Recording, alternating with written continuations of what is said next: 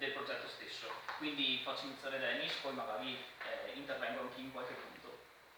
Sì, allora il progetto iCare è stato, come dire, proposto con le elezioni dei rappresentanti di classe il 18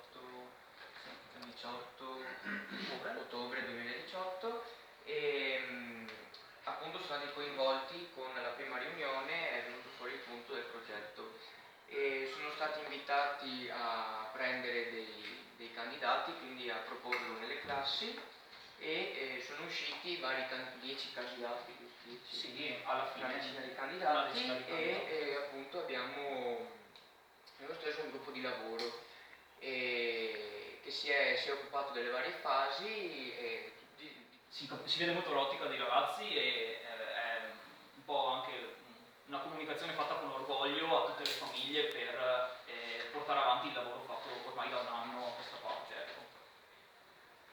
E poi dovrebbero esserci i volantini stampati con diciamo, i numeri del centro e la parte diciamo, le foto che rappresentano com'è adesso, diciamo, come sono adesso le aree e come dovrebbero diventare da progetto.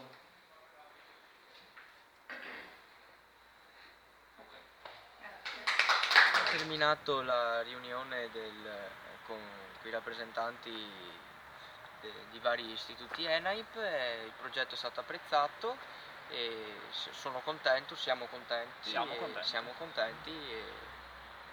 Sicuramente degli ottimi feedback anche dagli altri centri e ottimi.